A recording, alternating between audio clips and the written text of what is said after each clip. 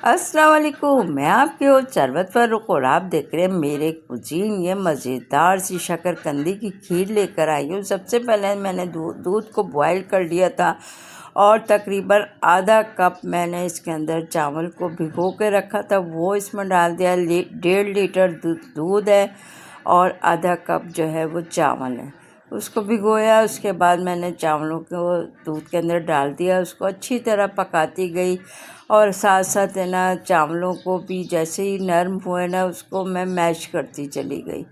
साथ साथ मैं मैश कर रही हूँ चावलों को ताकि है ना एक मज़ेदार सी खीर तैयार हो जाए और तो बहुत ही लजीज सा जायका बन जाए इसके अंदर।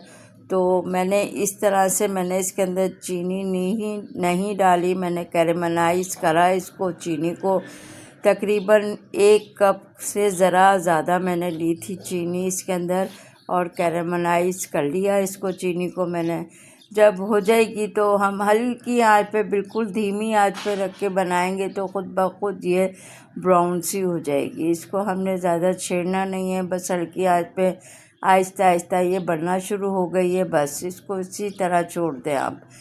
तो देख लीजिए किस तरह से ये पिघल रही है चिली सारी। और हमने इसको ताकि एक अच्छा सा कलर खीर के अंदर आ जाए तो मैंने इसलिए इसको ये ट्रिक अपनाई थी। तो इस तरह करने के बाद अगर आपको फिर भी चीनी कम लगे तो थोड़ी सी आप ऊपर से चीनी भी डाल सकते हैं।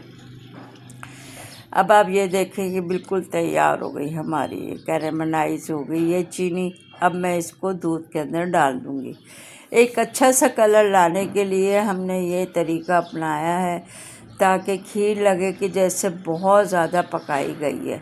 बस इसमें आप डालें और इसको आप चमचा चलाएं अच्छी तरह से। अगर गुठलियाँ भी हो जाएं कोई ऐसा मसला नहीं, ख़ुद ब खुद ये ज़रा गर्म होगा दूध, पिघल जाएगी सारी चीनी। अब ये देखें आहिस्ता आहिस्ता ना वो चमचे में भी सारी लग चुकी है, वो खुद ही हो जाएगी। अब ये शकरकंदी मैंने बॉयल करके रखी हुई थी, बस इसके अंदर हम डाल देंगे शकरकंदी को और इसको अच्छी तरह मैश कर लेंगे ताकि शकरकंदी के जो मोटे मोटे टुकड़े हैं वो सब घुल जाए इसके अंदर। बस इसको हम इसी तरह से पकाएंगे, लजीज सी हमारी खीर तैयार होगी। मैंने एक छोटा चाय का चमचा जो है वो कस्टर्ड पाउडर जो होता है ना उसको पानी में घोल के मैंने इसमें डाल दिया ताकि एक मज़ेदार सा जायका तैयार हो। मैंने 2-3 चीज़ें इस तरह ट्रिक करके डाली है ताकि आपको एक लजीज सा जायका मिलेगा इंशाअल्लाह ताला। आप देखेंगे अब फिर हमारी खीर तैयार हो चुकी थी, ठंडी थोड़ी हो गई थी, बस अब हमने डिश आउट कर दी है। अब इस तरह से करके हम थोड़े बादाम, पिस्ता, काजू जो आपके पास ड्राई फ्रूट हो वो इसके अंदर आप डाल दें।